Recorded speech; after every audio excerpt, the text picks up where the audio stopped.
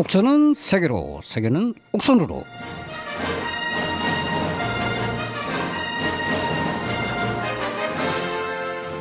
안녕하세요, 옥천 국민 여러분. 옥천의 평범한 국민이자 초등학교 1학년 아동을 둔 학부모 김원희입니다. 반갑습니다. 네, 청취자 여러분 반갑습니다. 찬식 PD입니다. 주찬식 PD님. 네. 내가 봤을 때 네. 옥천 공동체 라디오에서 그 얼굴로 봤을 때 제일 나으신. 네. 감사합니다. 네. 헛말은 아니고요. 네. 진짜예요, 진짜. 미남이셔. 여자친구 있으세요? 여자친구요? 있습니다. 예? 여자친구 있습니다. 어디 있어요? 지금 청주에. 교육이도시 청주. 내 청주는 또 나의 구역이잖아. 거기서 학생이세요? 졸업은 했고 청주에서 일하고 있습니다. 청주. 너무 좋은 동네죠. 데이트를 네. 청주에서 하시겠네? 청주도 많이 가죠. 거기가 내 지역이잖아. 네, 거기 사퇴학을 나와가지고. 뭐 철당간 그런 데 가세요? 여자친구도 충북대에 나와가지고. 그러면 이제 네. 충대 중문? 네네. 내 토전에서. 네. 어, 그렇습니다. 옛날엔 그 지금 극장 있는 곳이 네. 극장 하나 있죠. 네네. 충대 후문에. 네. 옛날에 피카디리 극장이었는데 아. 싹 바뀌었어. 내가 너무 아쉬워. 옛날에 피카디리 극장 우리 마누라가 얼마 안 되는데 네. 여자친구랑 피카디리 극장에서 수업 끝나고 공강 시간에 수업 째고 가서 영화를 보고 데이트하고 그랬던 기억이 있는데 와이프 시청하지 마세요. 네, 그랬죠. 뭐 그렇다는 거죠. 뭐. 그러니까 거기서 똑같이 데이트 하시는구나. 네, 거기도 가고 뭐 복대도 많이 가고. 복대도. 죄송해요, 옥천 국민 여러분. 우리는 충북 남부 상군이기 때문에 네. 충청부터 북부에 대해서 좀 알아야 돼요. 네. 네. 그럼 일주일 동안 어떻게 지내셨나요? 일주일 동안 뭐 딱히 뭐 어디를 가거나 하지는 않았고 그냥 고양이가 제가 한 마리 이렇게 기르는데 아파가지고 집사구나. 네, 네, 아파가지고 병원 모시고 갔다가 그랬습니다. 집사시구나. 네. 네, 집사세요. 예. 저는 이제 제가 지금 근무하는 곳이 굉장히 보람된 일을 하고 있거든요. 네. 뭐 체험 삶의 현장 비슷하게 제가 다니는 회사가 외국인 노동자와 같이 제가 근무를 해요. 단짝을 이뤄가지고 회사 인원수도 5인 미만이고 이제 그분이랑 저랑 같이 이제 거의 단짝. 네, 그분이 이제 다음 달에 인도네시아로 가시네. 나 만나서 너무 기쁘다. 8월 30일까지 이제 이번 달 말까지 일하고 네. 우리 집에서 파티하기로. 잘 꼬드겨가지고 네. 우리 방송에 한번 출연시켜 볼까? 좋습니다. 좋죠. 그래 이제 인도네시아의 가족들 사진 보니까 네. 자바 섬에 살고 있거든요. 자바섬. 그래서 당신은 네. 자바섬 우리 가족이 가면 네. 자바섬 관광을 해달라. 우리는 히말라야를 가겠다. 그렇게 벌써 거래가 다 이루어지죠. 예, 이거 외국인 노동자 및 그 이주민들한테 잘해주면요, 자다가도 밥이 나와요, 떡이 나와요. 네. 네, 수많은 관광지를 그냥 비행기값만 있으면 갈 수 있는. 여러분 잘 참고하세요. 전 그렇게 살아요. 네. 저번 시간까지 얘기했던 부분은 우리 전 서울대학교 법대 교수였던 조국 교수님이 쓴 가불 선진국, 사회권에 대한 가불. 네. 선진국은 선진국인데 다 잘 상계돼 있고 국가는 발전했는데 우리 일반 서민들, 그죠? 네. 제대로 지켜주지 못했던 그런 가불 선진국이다. 그래서 사회권을 향상시켜야 된다. 네. 복지가 있으면 선별적 복지보다는 보편적 복지가 필요하다. 선별적 복지와 보편적 복지에 대해서 아세요, 피디님? 선별적 네. 복지와 보편적 복지의 사례를 한번 들어보세요. 일단 말 그대로 특정한 사람들한테 주는 게 선별적 복지고 기준이 네. 까다롭겠죠. 네. 네, 그다음에 보편적 복지는 보편적 예를 복지. 들어보세요. 어, 우리 주변에 많아요. 어, 갑자기 생각하니까 수당이에요, 수당. 아동 수당, 네네네. 노령 수당, 네. 뭐 그런 수당도. 근데 뭐 내년 지금 보건복지부 장관은 없지만 이번 정부에서 이제 2023년, 24년 해가지고 네. 부모 수당을 준다고. 부모 수당. 0세, 1세 되면 0세면 무조건 100만 원. 네. 그게 왜 자꾸 이렇게 이 정부나 그렇게 하냐면 네. 우리나라는 이제 세계도 마찬가지지만 양극화가 굉장히 심하거든요. 맞습니다. 네. 우리나라뿐만 아니라 이제 미국 라스베가스 아시죠? 네. 라스베가스 뭐 거기는 연방 정부니까 네. 그 뉴스를 봤는데 라스베가스로 이제 한참 이제 코로나 팬데믹이 끝나고 사람들이 러쉬를 하잖아요. 네. 그러니까 막 휘황찬란하고 막 좋아요. 네. 근데 길거리에 이제 노숙자가 있으면 안 되잖아. 그죠? 네. 길거리에 노숙자가 있으면 안 되니까 다 어디로 가라 그랬냐면 맨홀 밑으로.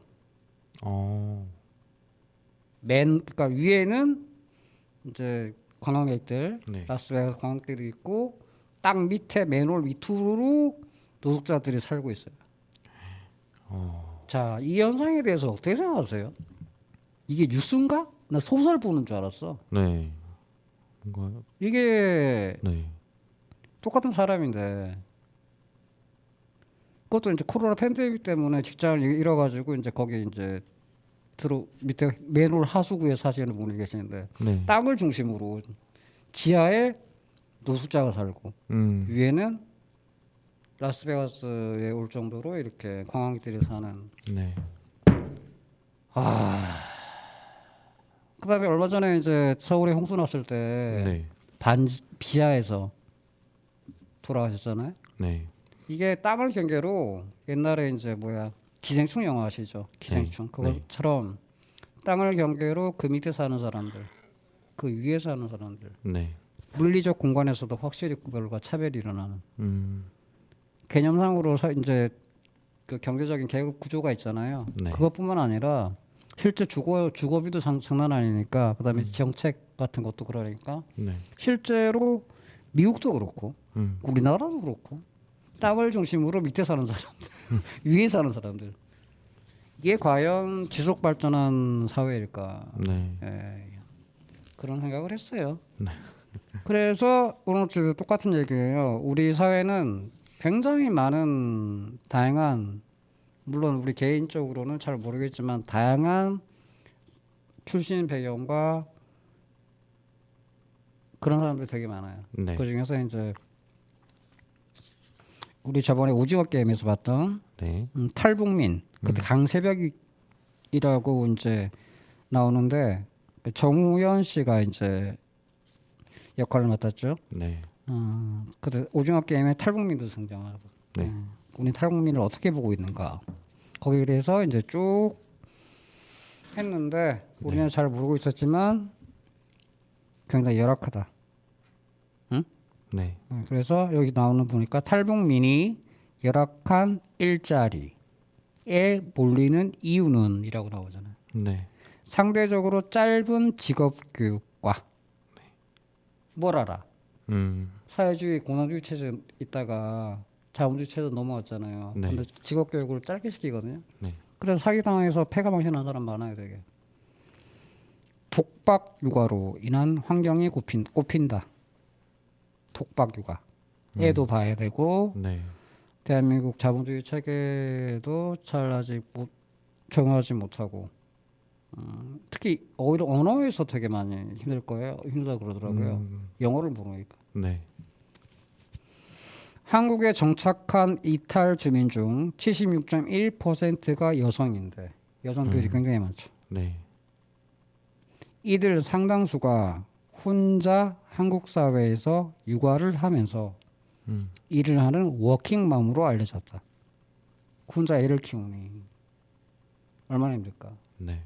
대부분 이런 경우는 그런 경우가 많아요. 탈북을 이제 두만강이나 압록강을 넘어서 중국으로 가잖아요. 네. 중국으로 가면 이제 중국의 경찰인 공안들이 있어요. 공안들. 중국 경찰 공안이라 그러는데 네. 이제 북한 정부하고 공안에서 이제 탈북자를 이제 잡아서 공안은 이제 다시 북한 북송으로 시키고 네. 몇 번이나 북송당했는지도 모르는 분들 계세요. 근데 결국 또 탈출해가지고 네. 오시는데 신변의 안전 때문에 이제 중국 사람 남편과 결혼을 하게 되거나 네. 아니면 거기서 인신매매를 당해가지고 중국 음. 이제 시골 농가에 팔려가다시피 해서 결혼을 했는데 네. 여성들이니까 네. 남성보다는 오히려 많이 취약하겠죠. 마치 우리나라 외국인 여성 노동자들이나 불법 여성 이주민들이 성폭력이나 그런 거에 되게 취약하듯이 네. 중국에서 똑같이 우리 북쪽에 있는 우리 민족의 여성들이 그런 고초를 받고 있거든요. 상당히 심각해요. 네. 인신매매 뭐 그런 것들. 오다 보니 이제 중국인하고 같이 살다 가정을 이루고 살다 보니까 아이를 갖잖아요. 네. 근데 남편을 버릴 수가 있어도 아이는 데리고 와야 된다. 그래서 이제 자신이 먼저 오고 아이를 다시 브로커를 통해서 데리고 오다 보니 네. 이 홀로 한국 사회에서 육아하면서 일을 하는 워킹맘이 많아요. 이런 사정들이 있고요. 네. 자녀를 돌보는 시간을 마련하기 위해 시간제로 근무할 수 있는 식당 등 시간제 아르바이트라는 거죠. 그러니까. 그렇죠. 근데 이분들은 왜 돌봄이 안 되지? 돌봄 서비스가 굉장히 취약해요. 네. 예전에는 지역아동센터라 그래가지고 2004년도부터 지역아동센터가 후원을 받았지. 예전에는 그냥 애들이 이제 겉도 없고 밥도 못 먹고 그러니까 진짜 자기 사비 들여가지고 그게 지역아동센터거든요. 네. 근데 그러다가 도저히 하다가 이제 안 돼가지고 이제 문을 닫고 그러니까 2004년도 들어와가지고 지역아동센터에 보조가 들어가는. 그만큼 우리 사회에서 돌봄이 우리 자국민한테도 부족했고요. 이것도 안 되니까 네. 이제 다 함께 돌봄센터라 그래가지고 네. 지금 만들고 있잖아요. 1호점, 2호점 이렇게 만들고 있잖아요. 네. 돌봄이 현재 진행형이고 다 수용할 수도 없어요 지금. 학교에서 원래 해야 되는데 네. 학교에서 잘 안 하네요. 자녀를 돌보는 시간을 마련하기 위해 시간제로 근무할 수 있는 식당 등 서비스업에 종사하는 경우가 많아 코로나19 여파에 더욱 취약했다는 평이다. 서비스업 같은 경우는 식당 같은 경우에는 당장 소상공인들한테 직격탄이 나왔잖아요. 네. 그러면 이제 뭐 장사가 안 되는데 인건비를 줄여야지. 바로 잘려 나가는 거죠. 네. 이분들이 만약에 제조업이나 뭐 그런 데서 일했다면 또 어느 정도 규모가 있는 300인 이상인가? 규모가 있는 업체에서는 네. 그 어린이집을 운영해야 돼 법적으로. 아. 근데 그거 안 하는 데가 되게 많아요. 네. 회사에서 그런 거 하나 해주면 이분들이 제조업에서 일을 하고 네. 충분히 아이도 키우면서 고용도 안정되고 그렇게 살 수 있는데 네. 우리 기업들이 너무하죠. 조금만 투자하면 되는데 네. 그거 얼마 든다고.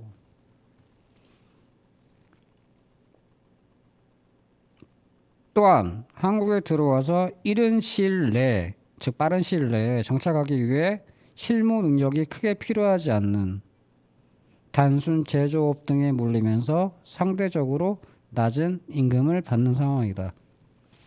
자, 북한에서 아무리 뭐 김일성 종합대학교를 나오든 뭘 나오든 북한에서 교원 자격증, 북한에서의 뭐 의사 자격증 다 필요 없어요.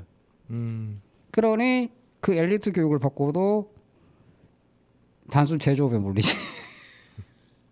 그러니까 특별히 뭐 필요하지 않잖아요. 네. 그러니까 몰리는 거야. 그러니까 최저임금을 받는 거죠. 네. 그러니까 구조적으로 저소득층이 될 수밖에 없는 구조가 돼요. 한편 탈북민이 한국에서 겪는 지독한 편견과 차별. 저는 개인적으로 탈북민이나 북한 인권에 대해서 굉장히 관심이 많고 그런 다큐멘터리나 그런 것들을 되게 관심이 많아서 되게 친숙한 편인데 대부분의 우리 국민들은 지독한 편견과 차별을 배제의 사례가 많대요. 네. 그 이제 주승현 박사의 글을 읽으면 가슴이 뜨끔해진다. 이런 걸 연구한 사람이 있어요. 목숨 걸고 탈북했음에도 여전히 북한 사람으로 타자로 취급된다. 왜 그럴까요?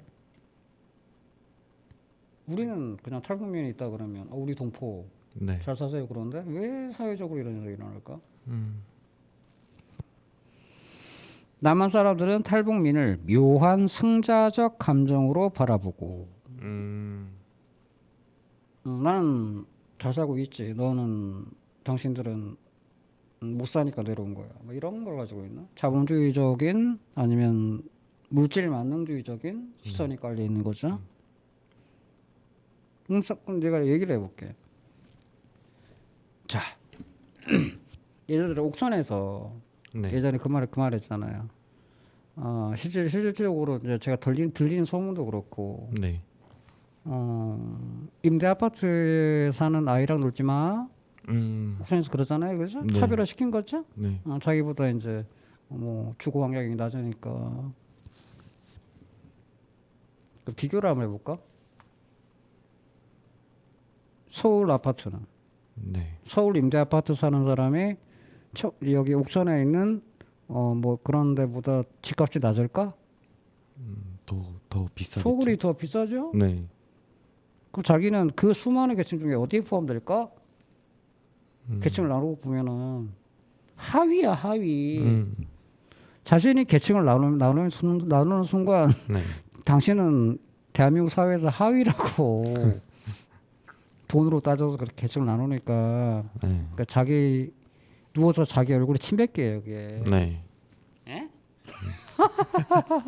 참나 많아봤자 돈이 얼마나 많다고. 아유. 묘한 승자적 감정으로 바라보고 하대한다. 낮춰본다고. 네. 왜 그럴까? 탈북민은 한국이라는 무한 경쟁 사회에서 포용의 대상이 아니라 경쟁의 대상으로 취급된다. 하도 살벌하니까 자본주의 사회가 우리가 그런 삶을 살아왔잖아요. 네. 우리 민족이 그런 게 아니라 우리는 옛날에 손님이 오면 깍듯하게 대접하고 그런 민족이었는데 네. 워낙 산업화가 빨리 되고 막 이렇게 바쁘게 살고 막 그런 경쟁하고 막 그렇게 사다 보니 이념이 각박해진 거요. 응? 나 살기도 바쁜데 뭘 챙겨줘 하면서. 네. 그다음에 서로 막 경쟁하고 비교하고 그렇지 않아요? 네. 이게 상당히 문제라고. 더불어 사는 그런 걸 가져야 되는데 서로 비교하고 상대하고 뭐 경쟁 체계에 막 몰리다 보니까 사람들의 인성이 이렇게 된 거지. 흔히 조선 쪽 동포는 2등 국민, 두 번째 국민이라는 이미지로 우리 사회에 굳어져 있다. 왜 조선족 동포들이 2등 국민이야? 1등 국민은 누구야? 우리야? 응? 아니잖아. 그렇게 따지면 네. 강남 사는 사람이 1등 국민이지. 안 그래? 우리는 지방이잖아. 서울은 또 그렇게 얘기하잖아요. 서울 사는 서울특별시. 서울특별시. 특별한 사람들. 우리는 지방로. 그렇게 따지면 한도 끝도 없다니까? 서울 안에서도 나누잖아. 강북, 강남. 그러니까요. 어떻게? 아이고. 참네. 그동안 주민등록증을 가진 대한민국 국민임에도 북쪽 출신이라는 것을 밝히지 못하고 조선족 동포로 행세하며 일하는 탈북민을 종종 봐왔다. 자기 신분을 못 밝혀. 차라리 탈북민이라 안 그러고 조선족 동포라고 얘기한대. 오죽 그런 사회적 편견이 심하면. 조선족 동포라고 하면 취업이 가능하지만 탈북자임이 알려지면 취직이 어려웠던 까닭이다. 왜 그럴까? 어? 난 이유를 모르겠어. 난 공감이 안 돼 이게. 사실상 탈북민은 2등 국민도 아닌 불가촉 천민에 가까웠다. 인도의 카르스트 제도에 있는 제일 하층계층. 네. 실제로 이러네요. 나는 공감이 전혀 안 되는 부분인데 저도 깜짝깜짝 놀라요. 네. 조선족 동포도 우리 사회에서 차별과 혐오 대상이 되고 있다. 그 왜 데리고 와? 우리가 데리고 왔잖아. 고려인 동포하고 중국인 조선족 동포를 우리 사회에 핏줄이 흐르고 있으니까 네. 1980년대 이제 3D 업종에 대한 인력난에 허덕이면서 중소기업 중심으로 해가지고 모시고 왔잖아요. 일해달라고. 근데 모시고 와놓고 차별을 왜 해? 데려오지도 말든가. 맞아요. 중국 써냥에서 태어나 한국으로 유학 와서 살고 있는 이주 인권 활동가 박동찬 씨의 지적처럼 우리는 조선족 동포를 배제하면서 동시에 동화를 압박한다. 뭔 말이에요 이게? 조선족 동포를 막 저리가 하면서 정책적으로는 잘 살아야지 같은 민족이잖아. 이중적 잣대를 대는 영화나 드라마에서 조선족 동포는 잠재적 범죄인으로 묘사된다.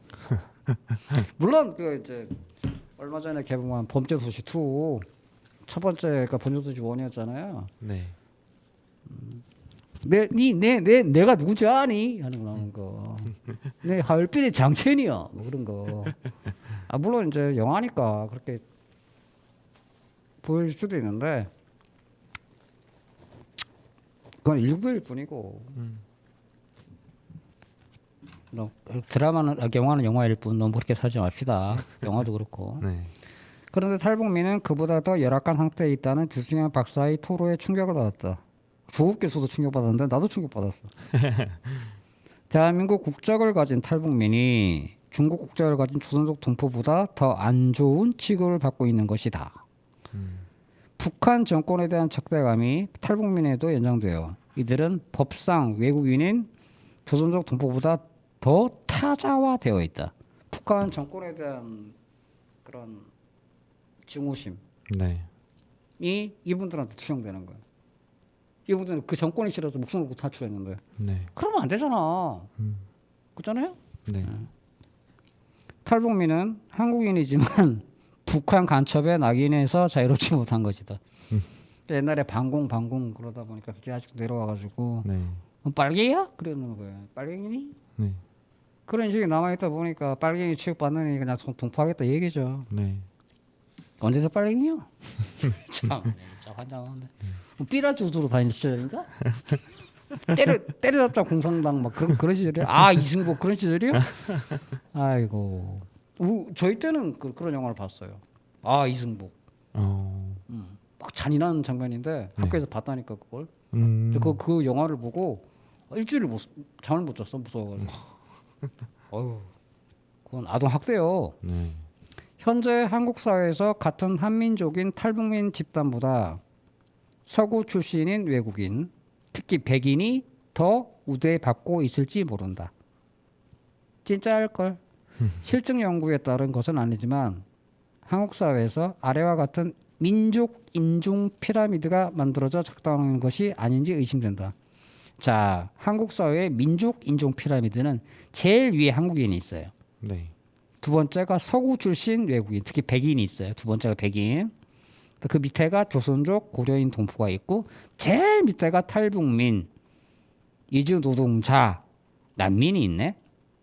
한국 사회의 민족 인종 피라미드. 네. 응? 백인보다 못해? 응? 백인이 뭐라고? 피부 하얀색이면 되는겨? 그렇구나. 뭐 흑인은 못할게 그럼. 아유 큰일이요. 통일이 될 때 북한 주민은 이 피라미드에 어디에 배치될지 벌써 걱정된다. 자, 지금 당장 통일이 된다고 쳐봅시다. 지금 통일되는 것보다 전 반대예요. 그러니까 우리가 어떻게 생각할까? 북한에 있는 사람들을 지금 우리나라 국민들의 인권도 솔직히 말하면 제대로 사회권도 제대로 지켜주지 못하는 마당에 네. 우리는 그들을 얼마나 또 갈아놓으려고 할까? 네. 우리의 인권 의식이나 그런 시민 정신이 좀 성숙한 뒤에 네. 그때 해야 되지 않을까 하는 생각이 들어요. 네. 과거 권위주의 체제가 만들고 조장했던 호남 차별이 차별 감정이 북한 주민에게 전이되어 나타나지 않을까 우려된다. 그러겠지. 몇 년을 지금 분단으로 살아왔는데. 네. 나 어디 당신 통일했다 치자. 당신 어디 출신이에요? 네, 항장 북도에서 왔는데요. 그러면 이렇게 되는 경우도 있어요. 네. 2019년 이후 통일부는 탈북민 조사 지원 사업을 총 6차례 진행하면서 자산 형성 지원 확대, 직업 훈련, 취업 알선 협업 체계 확대, 탈북민 고용 인센티브 강화 등 맞춤형 지원을 해왔대요. 사업 참 많네요, 그죠? 이러한 통일부의 사업이 계속돼야 함은 물론 남북 하나재단, 지방자치단체, 기업, 민간단체 등과 협력을 통하여 탈북민을 지원하는 정책이 꾸준히 진행되어야 한다. 우리 옥천에도 탈북민 있어요. 네. 2022년 새해 첫날에 탈북민 월북 사건 이후 탈북민이 이제 못 살겠다 그래가지고 다시 북한으로 넘어갔네. 이후 송두환 국가인권위원장은 성명을 발표하며 북한 이탈 주민들의 안정적인 정착을 위해서는 이들에 대한 사회 안정망 구축과 공동체 소속감을 통한 사회적 고립감 극복 등 정착 지원 제도와 보완과 개선이 시급해 보인다라고 강조했다. 뭐 그런 분들도 계시죠. 탈북을 했는데 살다 보니 너무 힘들어서 다시 북한으로 가는 씁쓸한 면이에요. 네. 전적으로 맞는 말이다. 변화의 출발은 정부 관계자는 물론 일반 시민이 북한 말투를 고쳐 신분을 세탁해 보려고 라디오에서 나오는 표준말을 따라하다가 감정이 북받쳐 크게 울었던 경험을 가진 탈북민의 고통을 이해하고 공감하는 데 있을 것이다. 탈북민이 북한 말투 한번 고쳐보겠다고 라디오에서 나오는 표준말을 따라하다가 슬퍼서 울었대요. 얼마나 그죠? 우리가 그들이 아니니까 그들의 마음을 완전히 이해할 수는 없는데 네. 얼마나 목숨 걸고 그 대장정이거든요. 네. 중국으로 갔다가 인도 차이나 반도 넘어가지고 라오스 국경지대 다 넘어가지고 캄보디아까지 와가지고 그렇게 해서 탈북해서 왔더니 이러면 나도 슬플 것 같아. 네. 그다음에 이건 사회권 강화를 통한 반성적 편견인데 이건 이제 제가 피디님한테 드리진 않은 내용인데 네. 이제 사회권이라는 게 그런 거예요. 딴 게 아니고 우리 저번에 휴가철 때 유급 휴가였잖아요. 네. 네, 그게 사회권이에요. 이게 사회권이라 노동권이랑 그런 것도 다 단계적으로 있기 때문에 1987년 6월 항쟁으로 한국사잖아요. 한국 현대사. 네. 쟁취한 정치적 민주화로 1987년 6월 항쟁으로 우리는 드디어 우리 손으로 대통령을 뽑을 수 있게 됐어요. 절차적 민주주의가 약간 완성된 거죠. 네.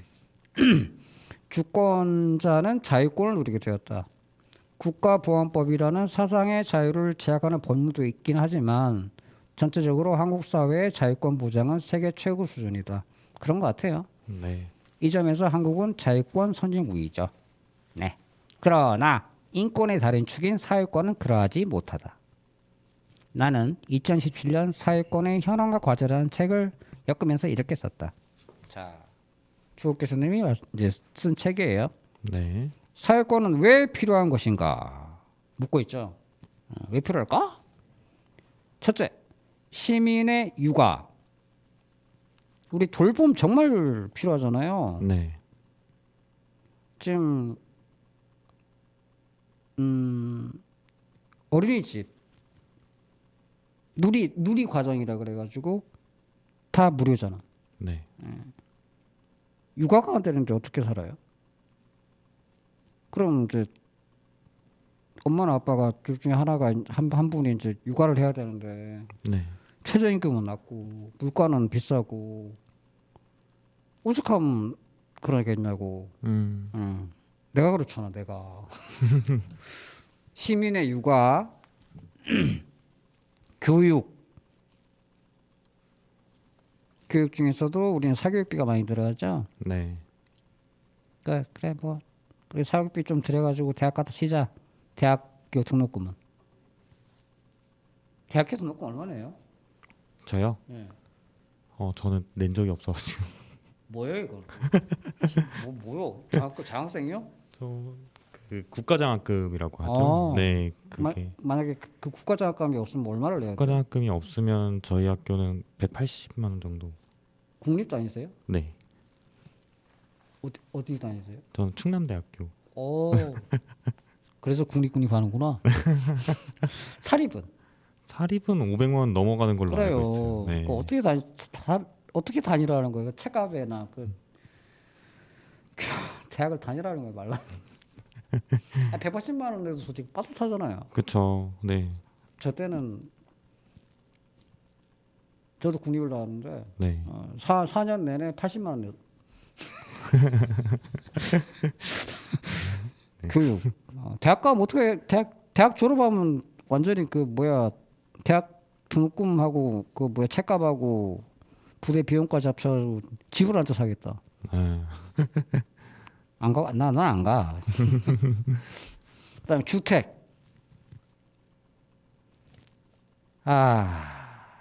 어떤 사람은 집을 몇십 채를 갖고 있고, 어떤 사람은 집이 없고. 네. 집은 인구 수대로 대한민국의 주택을 따지면 남아 도는데 100%인데 왜 집값은 이렇게 비싸고? 응? 왜 그러죠? 응? 그다음에 의료. 물론 이제 보험료 뭐 국민건강보험공단에서 이렇게 하는 이제 매우 잘 돼 있어요. 근데 매우 건강보험이 되지 않는 네. 집에 이제 환자가 한 명 생긴다. 네. 돈이 어마무시하게 들어가겠죠. 네. 네. 집에 환자가 생기면 그 집안은 경제적으로 이제 거덜이 나는. 네. 그러니까 육아, 교육, 주택, 의료 등에서 기본적인 보장을 받지 못하면 그의 삶은 언제든지 불안하고 피폐해질 수가 있는 거죠. 필수적이라는 거죠. 네. 이러한 기본적 보장이 없으면 시민은 자신의 삶을 주도하기 어렵고 생존권이니까 네. 애를 봐야 되는 애를 보려 보니 이제 돈을 못 벌고 생활이 안 되고 그다음에 애 대학교 보내놨더니 등록금이 한 학기 500만 원이고 집값은 나날이 올라가지고 뭐 서울에 그 유명한 이제 노량진이라든가 뭐 어디 되게 유명한 학원 같은 데 많잖아요. 네. 거기 원룸 그 전세가 1억이래요. 그리고 웬만한 서울에 있는 아주 다 허름해서 다 쓰러질 것 같은 아파트 10억 정도 되죠. 8억 10억. 이게 과연 정상적인 에이구. 그러니까 주거나 육아가 교육이 그렇게 되면 살래야 살 수가 없는 거지. 네. 어렵고 사회 공동체의 구성으로서 정치, 경제, 사회적 문제에 적극적으로 참여하고 주체적 선택을 하기 힘들죠. 먹고 살기도 바빠 죽겠는데. 네. 불법하거나 부당한 국가의 권력 행사 앞에서도 침묵하거나 굴종하기 쉽겠죠. 그런 돈 때문에. 진보 개혁 진영도 역시 사회권이 민주화 이후 민주주의의 발전에 어떠한 의미를 갖는지, 사회권을 보장하려면 어떠한 운동을 벌여야 하는지 등에 대해 분명한 인식을 갖고 있지 못했다. 자, 자기 삶이 굉장히 팍팍하고 네. 애도 못 보고 애 둘러니 이제 생활은 어렵고 기껏 대학 보내놨더니 등록금이 500만 원 넘어가고 네. 집도 없고 집 살라고 돈 모아놨더니 집값 오르는 게 더 그게 높고 집에 이제 할아버지나 아니면 딴 사람이 어디 희귀병에 걸렸어. 병원비 내다 보면 이제 집안 거덜나고. 근데 어떻게 사람이란 게 그 본능의 구조가 있어요. 네. 이제 매슬러의 욕구 단계인데 네. 생리적 욕구, 응? 그게 돼야 돼. 먹고 그런 게 되고 난 다음에 그 다음에 이제 뭐 관계의 욕구, 그 다음에 뭐 맨 위에는 자아 발전의 욕구 그런 게 있는데 네. 교육학에서 그런 거 가르치면서 이게 안 되면 되겠냐고. 물론 저 같은 사람은 돼요. 시민은 권위주의 체제를 자신의 손으로 무너뜨리고 정치적 민주화를 쟁취는 했죠. 네. 절차적으로. 이제 남은 과제는 사회적, 경제적 민주화죠. 그러니까 절차적으로 정치적 민주화는 이루어냈잖아요. 우리 투표를 할 수 있어. 근데 정치에 관심이 생기려면 뭔가 내 삶이 좀 각박해야 뭐 TV도 보고 정치에 관심도 생기고 좀 그래야 사람이 좀 인식이 넓어지잖아. 네. 첫날 만나 폐지주스로 넘어가고 그다음에 뭐 투잡, 쓰리잡 해가면서 하는데 일하다 잠들기 바쁘지. 어떻게 관심을 가지냐고. 정치적 민주화의 요체가 자유권이라면 사회 경제적 민주화의 요체는 사회권이죠. 네. 국가에서 어느 정도 이렇게 가처분 소득, 응? 월급은 이거밖에 안 되지만 예를 들어서 근로장려금, 자녀장려금 같은 것들 그런 거 보충 내주잖아요. 네. 예, 그런 거, 그다음에 아동수당 그런 것들, 나중에 부모수당도 나오겠죠. 네. 그렇게 가처분 소득을 옥천에서 신청하고 있는 이제 옥천 향수카드, 지역화폐 같은 경우도 이제 가처분 수당을 이제 그래야 사람이 좀 숨을 좀 쉬어야 바깥 세상에 돌아가고 있는지, 네. 세상은 어떻게 변해가고 있는지, 내 인권은 지켜지고 있는지, 안 그래요? 네.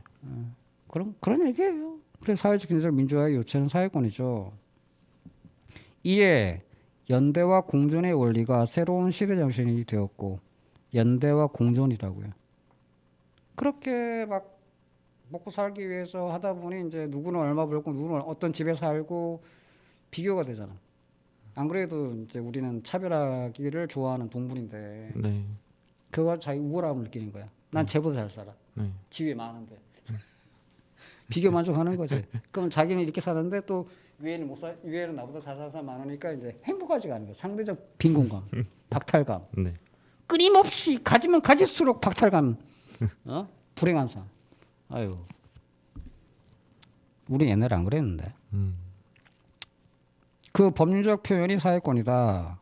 국가가 시민사회 모두에서 사회권 보장의 핵심 화두가 되고 진보와 보수 진영이 사회권 보장을 위한 경쟁에 나서기를 기대한다. 예전에 그거 기억하시죠? 그 박근혜 대통령 탄핵되고 나왔던 대통령 후보들이 모두 걸었던 공약이 하나 있어요. 최저시급 10,000원은 자겠다. 모든 후보들이 걸었던 공약. 근데 문재인 정부 내에서도 못 들었죠. 네. 지금도 10,000원이 안 넘어가요. 네. 에? OECD 국가 중에 이런 나라는 없어. 그쪽에 하루에 8시간 일하고 주말 쉬고 그러면 200 넘나요? 안 넘죠. 네. 예. 물가는 엄청 올라가고 기름값도 엄청 올라가고 네. 뭐 살 게 있어? 응? 그 맞벌이 해야 되잖아. 네. 예. 이건 아니라고 난 생각해. 시간이 많이 갔나요? 뭘 하다 보면 준비는 많이 하는데 뭘 하다 보면 내가 말이 많아서 그런 거예요. 여러분, 비가 와요. 네. 제가 예전에 대학교 다닐 때 네. 김민종의 비원 뮤직비디오를 딱 보면서 네. 막 한 여름날에 양복 입고 나가서 막 이렇게 했던 그런 기억이 있거든요. 네. 센티멘탈하게. 네. 미친놈이지 미친놈. 김민종의 비원 듣고 오겠습니다. 네.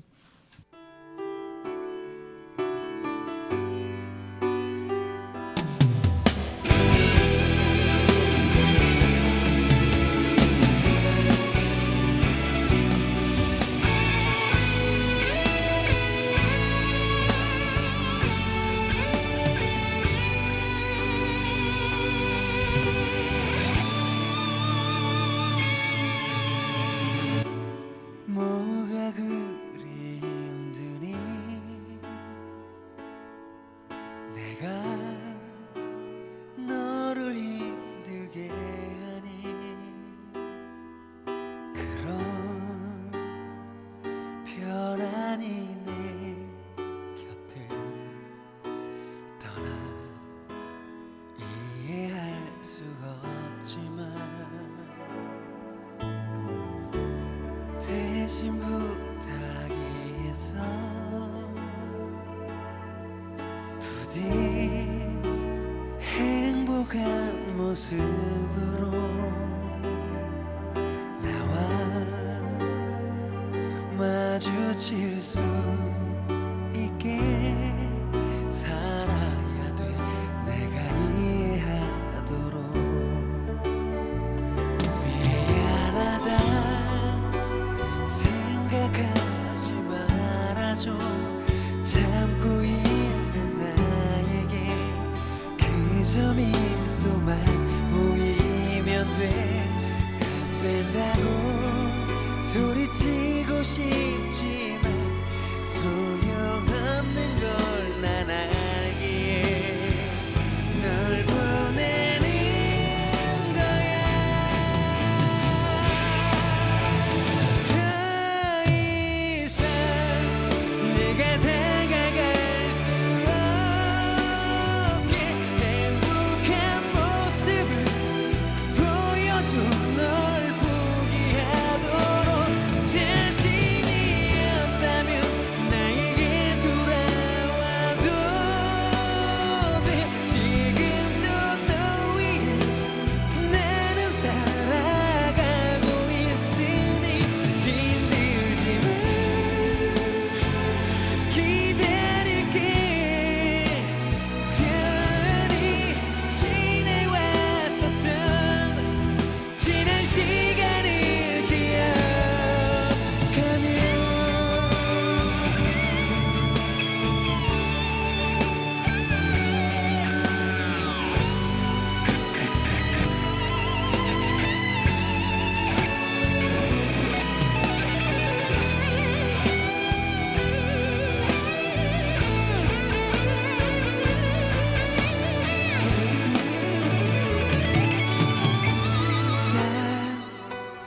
울 것 같아 너를 이해할 수 없기에 난 너를 잊을 자신 없기에 안 된다고 소리치고 싶지만 소용없는 걸 난 알기에 널 보내는 거야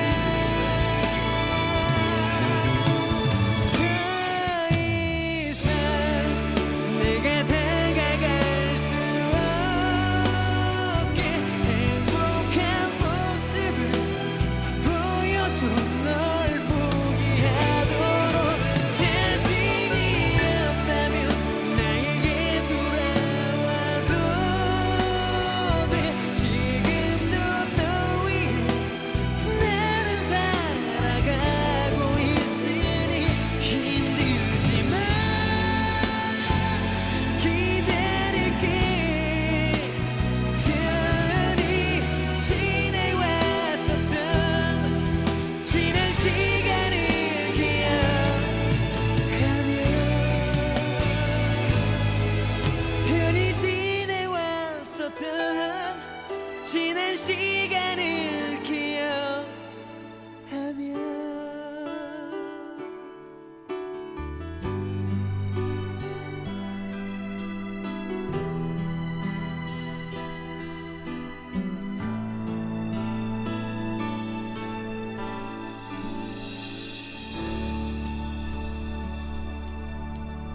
네, 여러분 김민종의 비원 들으셨습니다. 비원이란 말은 슬픈 소망이란 뜻이죠. 예. 뮤직비디오가 있는데 네. 제가 총각 시절에 그 뮤직비디오를 보면서 김민종 막 따라하고 더 이상 따라했던 그런 추억이 있는 한여름에 막 이제 그 비원 뮤직비디오 보면은 네. 김민종 씨가 양복 입고 막 나가거든요. 네. 그거 따라한다고 한여름에 양복 입고 하다가 그랬던 제가 이렇게 방송을 하고 있네요. 네, 저도 그렇게 센티했던 시절이 있었습니다. 네. 네, 미안합니다. 사회권은 국가가 베푸는 시혜가 아니라 선별적이라는 선별복지와 보편복지의 차이가 뭐냐면 선별복지란 말은 굉장히 까다로워요. 근로능력도 없어야 되고 집도 없어야 되고 네. 그러다 보니 죽지 않을 만큼만 이 사람들한테만 취약계층에게 집중적으로 두텁게 지원한다. 그 말을 따르게 얘기하면 돈 많은 사람들한테 세금 안 걷겠다는 얘기예요. 근데 보편복지를 하잖아요. 그러면 예를 들어서 아동급식처럼 네. 노령연금처럼 네. 아동수당처럼 부모급여처럼 주면은 어디선가 재원을 갖고 와야 될 거 아니에요. 네. 그 재원이 어디겠어요? 돈 많은 사람들한테 소득이 높은 사람들한테 그만큼 소득세를 갖고 오는 거지. 네. 네? 그게 소득의 재분배잖아요. 네. 네? 그러니까 취약계층한테 두텁게 지원한다는 얘기는 다른 말로 부자들한테 세금 안 매기겠다는 얘기예요. 이게. 매기가 아니라 네. 정론이라고. 네. 속지 마시라고. 그러니까 보편복지가 필요하고 그게 사회권입니다. 우리 많은 사회권을 누리고 있어요. 네. 아동수당, 무상급식, 어린이집에 누리교육과정 들어간 게 없어요. 그러니까 사회권은 국가가 베푸는 시혜가 아니라 시민의 권리죠. 그래서 수당이란 말이 들어가는 거예요. 네. 국가에 아무런 기여가 하질 않아도 네. 받는 수당. 권리는 그 주체가 요구하고 주장해야 권리가 된다. 헤겔은 말했다. 여러분이 아시고 있는 그 헤겔 맞아요. 네. 의무만 있고 권리 주장이 없는 사람은 노예다. 혹시 국민교육헌장이라고 들어보셨나요? 네. 나는 주옥과 민족의 영광을 위해 이 땅에 태어났어요? 응애 했는데 나는 주옥과 민족을 위해서 이 땅에 태어난 거야? 권리 의무네 의무. 네. 국민의 4대 의무, 뭐 국방의 의무, 뭐 네. 즉 그런 의무 있죠. 네. 달달달 외웠던 거. 그런 의무만 있고 자기 권리 주장이 없는 사람은 노예죠. 네. 우리 시민이지 노예가 아니에요. 소비에트 사회주의, 그 옛날 소련, 나치즘, 나치 아시죠? 독일, 네. 히틀러, 네. 파시즘, 이탈리아, 무솔리니, 네. 개발 독재, 개발을 위해서라면 뭐든지 그냥 하는, 갈아바치는 그냥 등에서 발생한 자유권의 부재를 비판하고 넘어서면서도 동시에 자본주의 사회에서 핵이란 말이에요. 이게 네.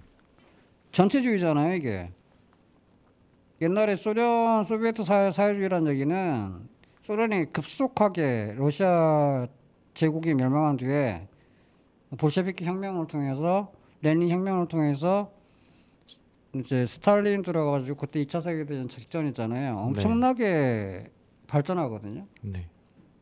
그게 어떤 희생을 바탕으로 했냐면 대부분의 가난한 그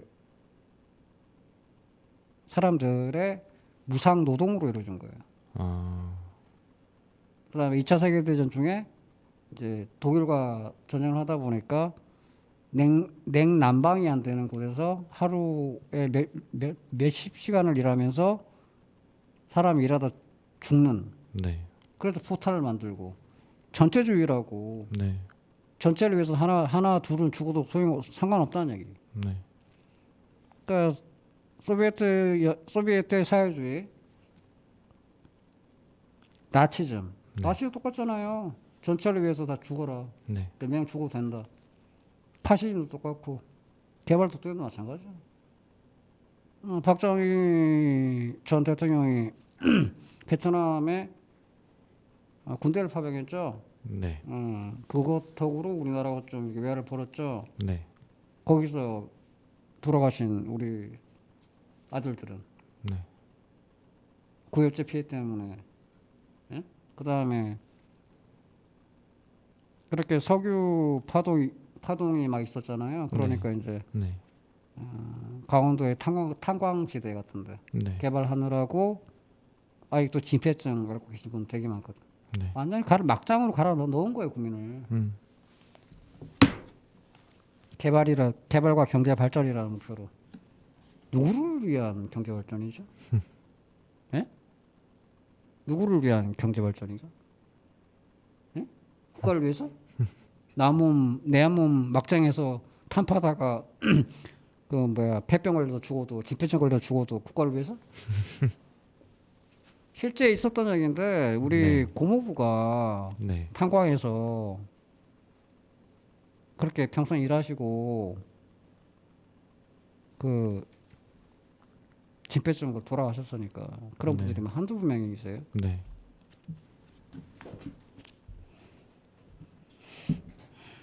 전체주의라고요, 전체주의.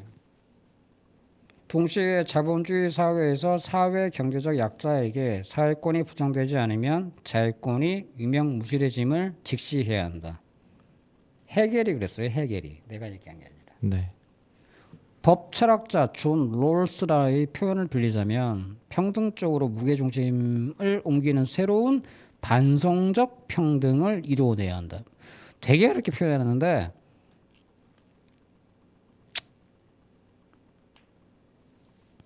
그러니까 좀 사회권에 힘을 쓰자 이 얘기예요. 네. 우리 사회에 필요한 정의와 형평이 무엇인지 끊임없이 성찰하면서 새로운 규칙과 제도를 만들어내야 한다. 많이 부족해요. 네. 정치적 민주화 이후 사회 경제적 민주화가 이루어졌어야 했지만 IMF 경제 위기 발발, 신자유주의 물결의 엄습. 신자유주의가 뭔지 아세요? 네. 알기는 아는데. 예. 신자유주의란 말은 옛날에 네. 자유주의가 있었잖아요. 네. 근데 영국의 대처 수상하고 미국 레이건 대통령이 네. 그러니까 지금의 그런 걸 그러니까 노동의 유연화, 산업 구조 조정, 네. 비정규직 그런 거야. 네. 이게 신자유주의예요. 신자유주의가 코로나 팬데믹으로 인해서 확실히 증명이 됐죠. 네. 그거 잘 산다는 그 미국의 뉴욕 우리 보장이 안 돼가지고 사회권이 보장이 안 돼가지고 그 많은 사람들이 죽어가지고 그 막 파묻고 그런 영상을 보셨을 거예요. 등으로 무산되고 말았다. 대표자를 자유롭게 뽑고 자신의 양심과 신조에 따라 말하고 행동하는 것이 자유로워졌고 나라 전체의 부도 커졌지만 중산층과 서민이 누리는 민생과 복지는 팍팍해졌다. 팍팍하지 뭐. 그 결과 부익부 빈익빈 현상, 즉 양극화. 조물주의 건물주. 네. 그다음에 돈 많은 사람들은 돈을 쉽게 빌리잖아요. 네. 그거 가지고 투자를 하고 그냥 그렇게 이렇게 잘 살게 되고 네. 그냥 근로자들은 세금 꼬박꼬박 다 내고 월급 급여 명세서 다 있잖아. 월급은 그대로고 네. 그리고 양극화지. 집값은 계속 오르고 부동산값은 계속 오르고 집 사야지 그랬는데 내가 모은 돈으로 집을 영원히 이 생에서는 집을 포기하게 돼 있더라. 그렇게 소득과 자산의 양극화가 고착되어 버렸죠. 엄청나게 크다니까 이거. 네. 기성세대의 한 사람으로서 학자이자 지식인으로 그리고 전직 고위 공직자로서 큰 책임감을 느끼며 자성한다. 조국 교수님이 예전에 뭔 장관도 해서 하셨나 봐요. 2017년 정승일 박사는 경제민주화 심포지엄에 참여하여 강조했다. 이런 석학들이 이렇게 얘기를 하잖아요. 네. 밥 먹여주는 경제민주주의만이 국민의 넓고 깊은 동의와 지지를 받는다. 밥 먹여주는 경제민주주의. 경제민주주의의 핵심에 아등바등 살아가는 직장인과 종업원, 소상공인들의 꿈과 바람, 희망이 담겨 있어야 한다. 네. 자신의 회사 생활에 영향을 미치는 회사의 주요 의사결정에 참여할 권리. 딴 나라 다 이래요. 그러니까 우리는 이제 노사라고 해가지고 좀 이렇게 노동조합 단체에서에 대해서 이제 좀 세뇌를 좀 당하고 있는데 네. 딴 나라는 학교에서 가르쳐요. 네. 노동조합을 어떻게 결성할 것인지를. 독일 같은 경우는 가르친다고. 그리고 노동조합이 없으면 이상하게 생각해. 옛날에 GM 대우가 이렇게 넘어갈 때 보면 쌍용자동차 그때 처음에 불발이 됐거든요. 그 이유가 뭐냐면 왜 회사에 노동조합이 없어요? 급하게 만들었잖아. 네. 경영자가 그러니까 외국 같은 경우는 제대로 된 데는 경영자가 노동자들에까지 이렇게 신경을 쓰는 걸 막고자. 너무 힘드니까 경영자는 CEO는 CEO의 역할만 하자. 그래서 노동자들이 하나의 축이라고. 네. 근데 우리는 노동조합이라 그러면 다 막 이상하게 생각하고 아니에요, 여러분. 우리 헌법에 나와 있다니까. 네. 단체 뭐 교섭권 단체. 시간이 또 나갔어요. 네. 이 책 빨리 끝내고 이거 넘어가야 되는데. 내가 말이 많아 많이. 말이 많아 그냥. 벌써 다 갔습니다. 시간이 가버렸습니다. 참 죄송해요 여러분. 제 말이 많아가지고 네. 듣다 보니까 다 맞는 말인 것 같죠? 네. 속 시원하지 않으세요?